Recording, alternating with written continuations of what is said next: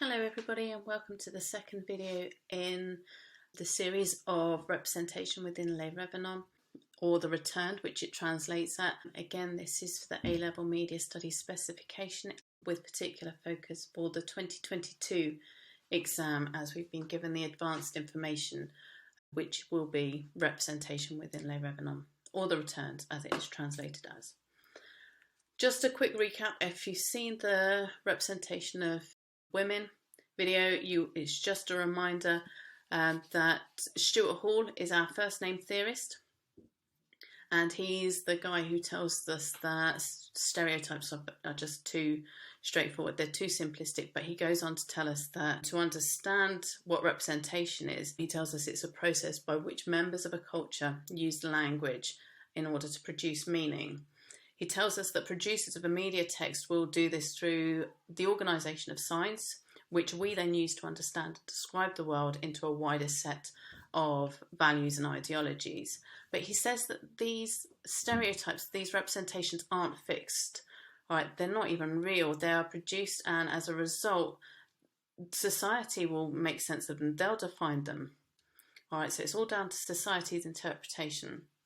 He further states that in order for the stereotypes to be understood, we need to have and share what he calls this shared conceptual roadmap, almost position ourselves alongside the producer of the text and share their values, to understand that a blonde in a film, for example, is going to be a bit ditzy and a little bit stupid, and we get that. Other cultures may not quite understand where that comes from, but because it's within our culture to understand and accept that, that is what our producers rely on, because it's shorthand, it's easy to convey the information to the audience. Doesn't make it right though. All right, so Stuart Hall, representation theory. Don't get it confused with the reception theory and his audience theory. All right, it's very much separate. So keep the reception theory for your audience question for humans in component 2. All right, so we've already seen, or if you've seen from the previous video, we've already seen this still, and I would recommend that you go back and watch the episode if you haven't already done it prior to the exam, just so that you're able to make sense of how those representations that I discuss within this video are actually constructed. Alright, so within this scene, this is the opening credits scene. You still see that the names are coming up at the bottom left hand of the screen. This is where Jerome, he's walking with the panning camera towards Kate, and as he does so, he's doing up his belt. Alright, and he goes into his wallet and he takes out some cash to give to Kate. Now, we looked at her in terms of representation of what that means for being a female, but we didn't explore what it meant in terms of Jerome. How do we perceive him? Obviously, he is buying sex from Kate, so does that mean that he's able to possess her? Does this then reinforce this whole concept of the patriarchy, that men are able to oppress your female characters and the male characters will view women as being objects? So that's the first character that we're introduced to, all right, that we're going to focus on. However, his character becomes a little bit more complex as we go through the episode. He later leaves Kate and he goes to the kind of like parents' meeting where they've all lost and they're all grieving for their dead children. And they're talking about the memorial that's going to be put up in place to remember the children. And he makes kind of sarcastic comments. He's previously said it's pointless, and in this episode he says it's ugly. So he gets snapped at by the woman sitting next to him, and she says, why bother coming here if all you're going to do is be sarcastic? And he says, I come here because these meetings do me good. All right, and so we get a little bit of an understanding about what he might be going through mentally. It's the first opening that we see of his character, that it's not all cool, calm and collected. He is emotional. He does feel something. All right, so he's grief-stricken still 4 years later after the death of his daughter. But this develops later on. Now, we've got Pierre and Claire in the kitchen. So Claire's his ex-wife. Pierre is the new love interest of Claire. And he's kind of bickering with Claire because basically he doesn't know what to do. Claire's like, what do we do? And he snaps and he says, how should I know what to do? You two are the two that were praying for the return of Camille, and lo and behold, she's returned. You've been praying. Why haven't you been thinking about what to do when she does return? And then he goes off to one side and he starts sobbing. All right, and this is a countertypical moment. We see him obviously paying for sex, being this patriarchal model, oppressing females. However, he opens up the tear ducts and he's shown to be much more complex as your straightforward male strong character. Right? She's not a named theorist, but there is a theorist, Raewyn Connell. She tells us that there are 4 categories of men. The first one is your hegemonic male, your standard, strong, cool, calm, white, able-bodied, brave, fearless. These are the qualities we expect of our hegemonic, our normal men. Then we go to complicit. They may not be able to fulfill all those demands. Maybe they're not strong, or they're not like the brave character that we kind of expect. So they kind of like, although they don't fulfill this hegemonic norm, they do actually go, do you know what? I agree. He's hench. He's fearless. He is what a man should be like. And it's this complicitness. We go down the scale a little bit. And the third rung on the hierarchy is this marginalized masculinity. This is where basically our male cannot, through whatever reason, through disability, they cannot achieve this hegemonic status. So whether they are from a different ethnicity, so they're not white, they are disabled, therefore not able. And so it's something that stops them from being at that top rung. And so it's this marginalisation, they're kind of like pushed to one side and almost forgotten about. In traditional media, this is what Connell is saying. Then she says, well, hold on, there's a fourth one, and this is the lowest rung. And your fourth male is called subordinate male. Your subordinate male is someone who is feminized to a certain extent. They're gay, or camp, or they show emotions. And this is an old theory. This is like going back to 1995. Now she says it's subordinate. So you're at the bottom of the rung if you show emotion, because that's not traditionally what our Hollywood males did. All right, it was kind of like almost unheard of. However, if we're breaking the mold, we've got this countertype with Jerome within this depiction at their house. However, like I said, he's a little bit complex. So we go back to the scene where Lena and Camille are crying. They just encountered each other. Remember, they're twins. Lena's 18, Camille's like 13, 14. And all of a sudden, they see each other and they're sort of like hysterical. They're screaming. They call for their mum. They don't call for dad. Dad doesn't live there, so that's kind of like a bit of a... We can forgive that. But Claire comes rushing up the stairs. Look at her body language. Now she embraces Camille. She grabs onto Lena to show, look, I'm here for you. What does Jerome, the dad, do? I'm just going to stand in the doorway and hope all this emotion goes away. All right. And again, it's kind of... We're back to normal now. The crying moment's over. He is now cool, calm and collective. So just, it's, like I say, complex character, but it's interesting to dissect what he's like. We're then presented with this, and this is from episode 2, so apologies if you haven't seen this already. And they're kind of like, they're waking up. Camille's still there. They don't know what to do with her. Lena's had a little think about it, and she's decided she can't accept Camille. It's not normal. All right, she's dead. When she storms out of the house, Jerome goes after her. Now, Jerome is basically trying to get Lena to calm down. And he says, stop it now. And she says this interesting phrase, and there's no context to it at all. You're going to hit me again? Now, it's that kind of phrasing, again, which implies, hold on, Jerome, what's going on here?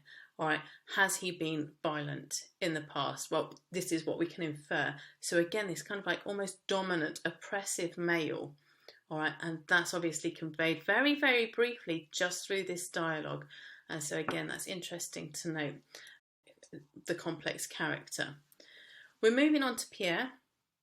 All right, Pierre he's not part of Camille and Lena's family, but he's like a bit of an outsider because he's currently seeing Claire, all right, the mother, and he's interestingly positioned to be at the grieving parents meeting, and he's almost like the leader in this meeting. He takes control of it, he leads the conversation, And he even says to Jerome at one point, you made your thoughts clear when we first discussed this. And it's like, yeah, we didn't listen to you then, we're not going to listen to you now. So he's kind of taken on that leader role.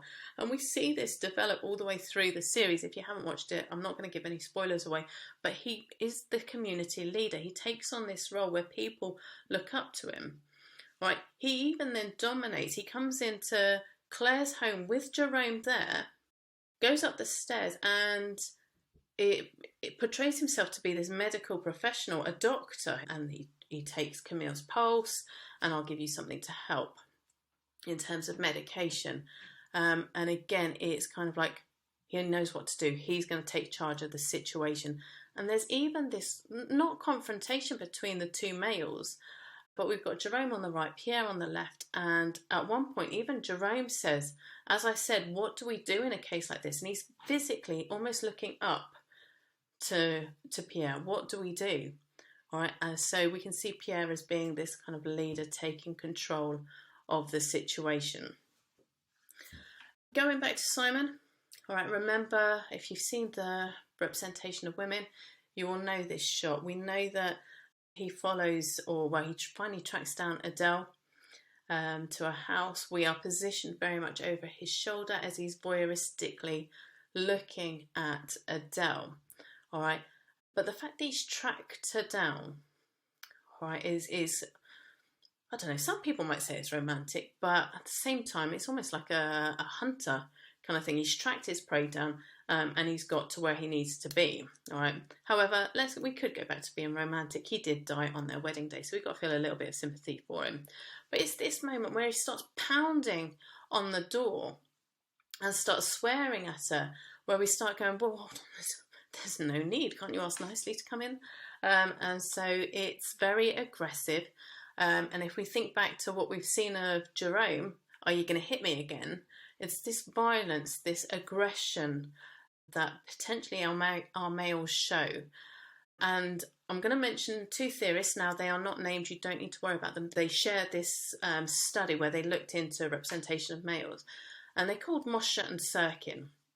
Right, and they did this study back in the 80s of these Hollywood males of like Sylvester Stallone, Arnold Schwarzenegger, and they noticed that males are, or more commonly in the 80s in particular, which we're still seeing carry on into present day, we are seeing men being represented as this hyper-masculine.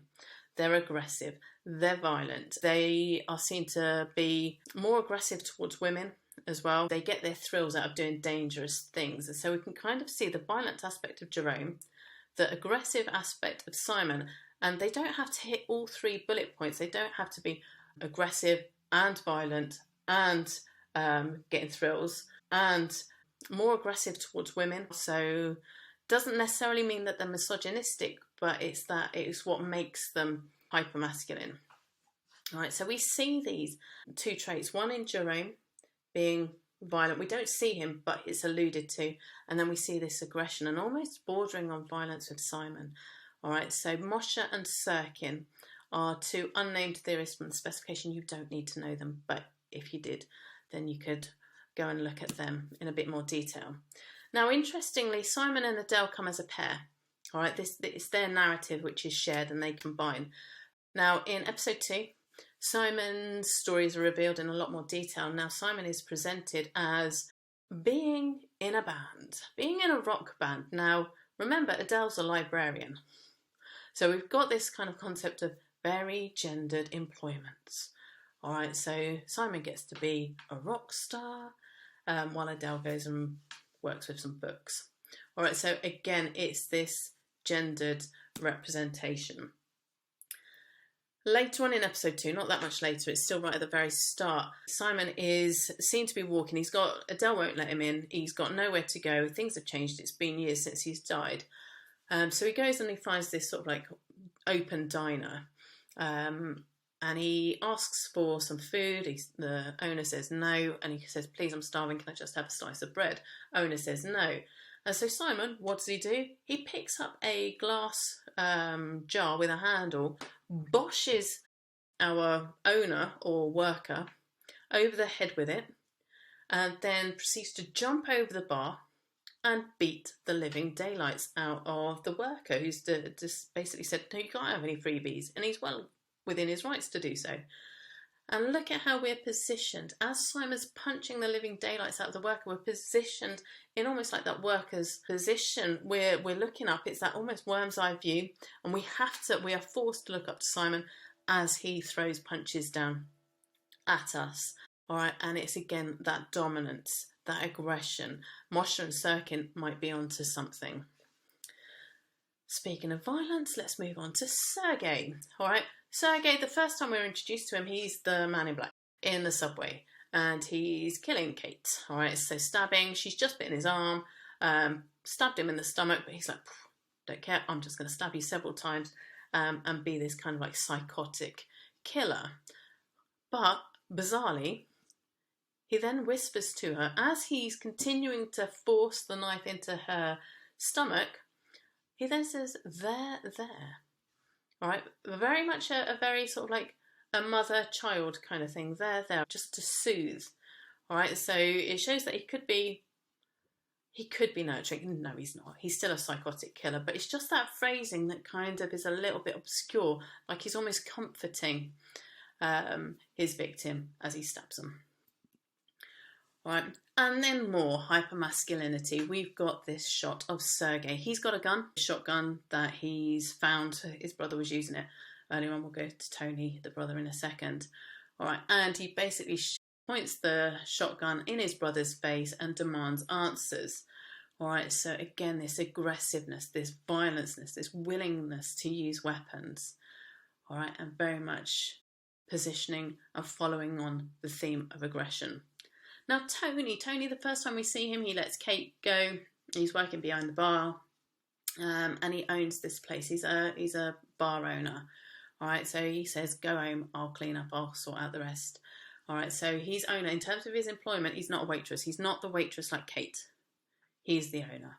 All right, so just establishing that credibility, the fact that he's a businessman, it adds that level of respect to it. Tony again. Now, Tony's a nice bloke. However, Tony's just been hauled in for questioning by the police. He's been questioned about Kate's murder. This is episode 2, by the way. Just been stabbed, and we interviewed you in connection with this 7 years ago. Where were you? What were you doing? And so he's been interviewed by the police. He's obviously, I didn't do it because he didn't do it. We know Sergei did it.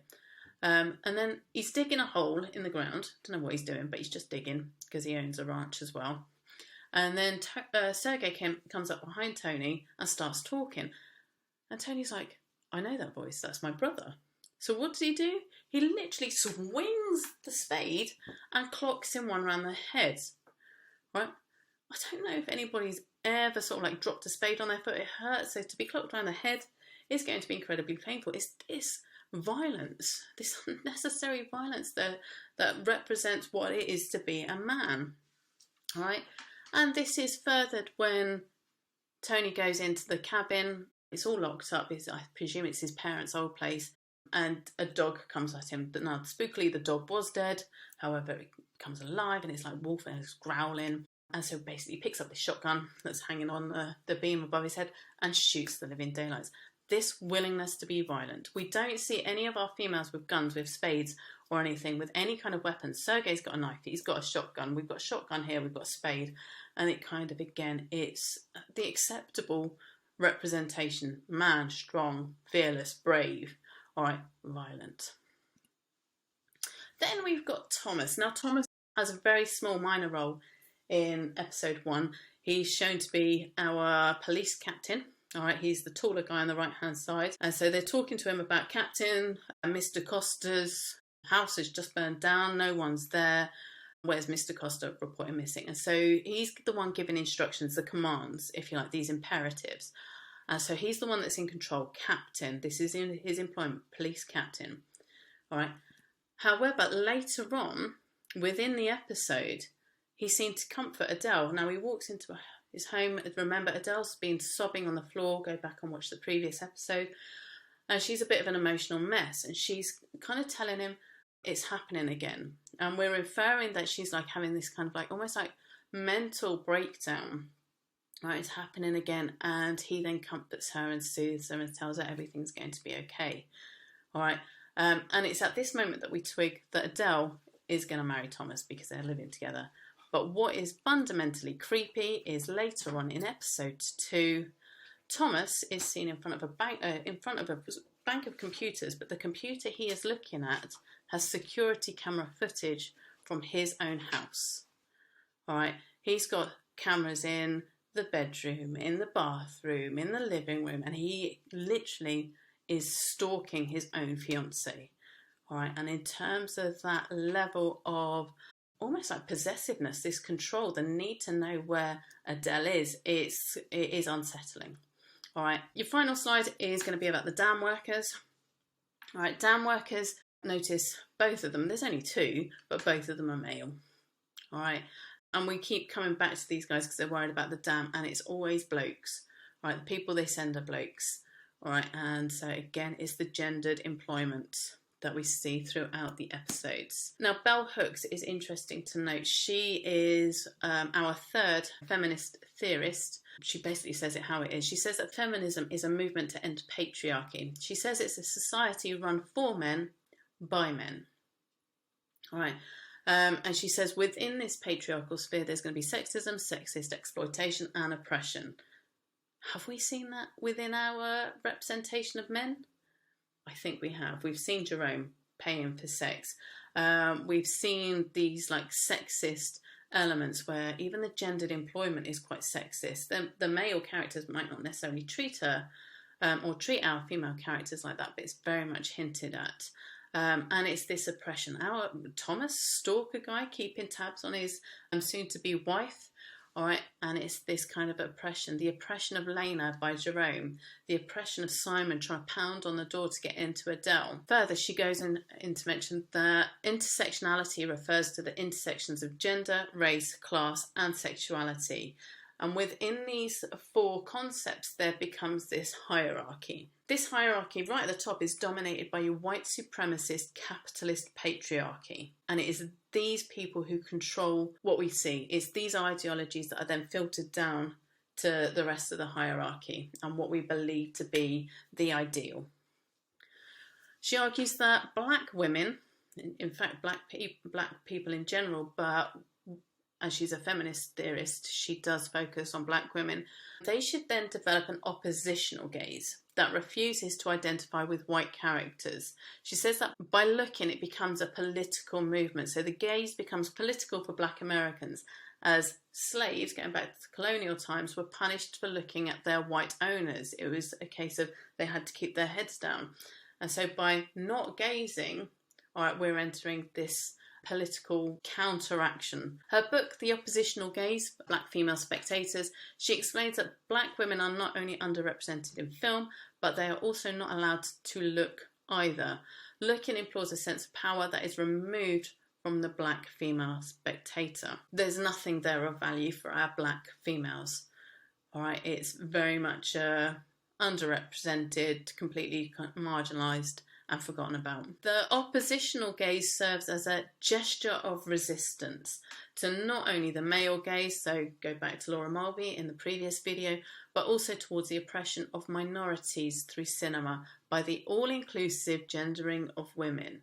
She then says that the gaze criticises the doubling effect of objectification by turning away as one in protest, and to reject negation. And it's almost like their way of making a stand. It's because media producers tend to still be your white patriarchal ruling class. All right, so that's Bell Hooks in a nutshell, which kind of leads quite nicely to Les Revenants overall and their representation of ethnicity. And now this is the moment where we think about any other characters other than white. They're not. They're all white. All right. Is this a true reflection of what an alpine village in France might look like, or is it a massive oversight? All right. And is Bell Hooks right? Are they unrepresented? All right. So it's something to question. So there's not really a lot to talk about. Paul Gilroy would possibly argue with me and say there is a lot to talk about. We are still very much in that post-colonial times where white people are seen as the main feature, if you like, the only narrative worth talking about. right, where are our black people? Where are our other minorities? And so it's a case of, again, it's this being overlooked aspect. That's representation of males. We'll look at, in our next video, we'll look at the representation of age. It'll be a short one. And then the next video will be the representation of issues. Thank you for watching.